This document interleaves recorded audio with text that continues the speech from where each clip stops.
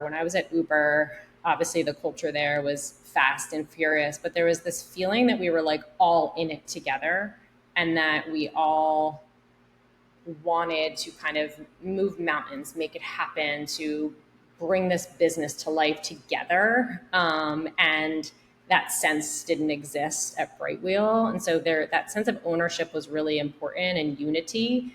And so it was really important that everybody embodied it.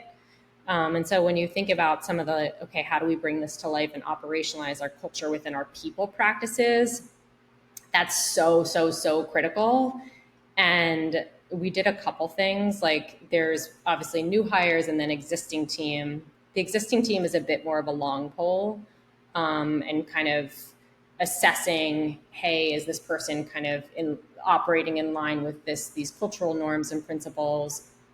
Surfaces in kind of feedback and performance management conversations and real talk, like, hey, like, is this a kind of environment that you thrive in? And we weren't, uh, between you and I, like, we weren't like necessarily pushing people out the door, but we were absolutely emphasizing, this is who we are. Do you want to be a part of this kind of environment? Do you thrive here? And then eventually kind of that would show through in how they actually did perform. I'd say Brightwheel holds an insanely high bar for talent, insanely high. I think that's important. On the new hire front, we would interview against this culture, and really assess for it up front, tease it out in the interview process.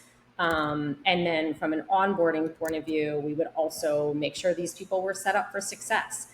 The first 30 days, we really emphasize this is how we work, help them understand how we work, help them kind of start to learn how we work. And we held pretty rigorous 30, 60, 90-day check-ins with feedback along the way.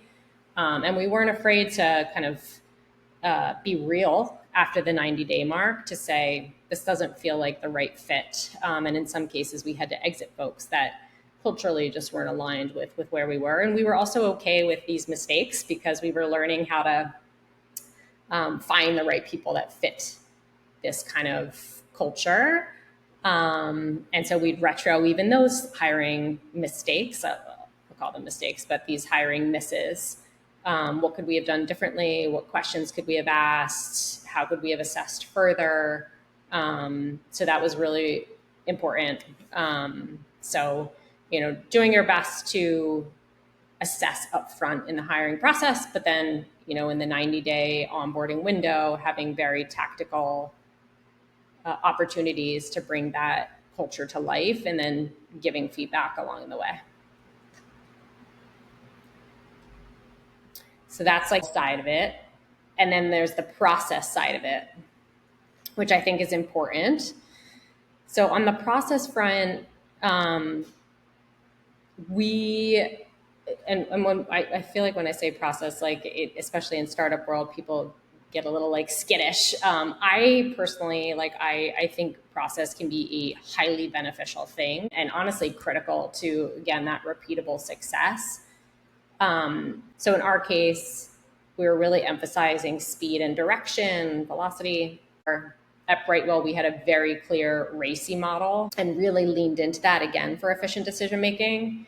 In our case at Brightwheel, the A on product decisions was either me or Dave, the CEO. And that kind of just depended on risk, impact, investment. But regardless, we kind of aligned on making sure our CEO was involved along the way and that we had the touch points in place to make sure he was aligned on the strategy, the roadmap, the goals. And then in most cases, product managers could kind of go after those goals iteratively, but in some cases, he'd maybe want to be a bit more involved.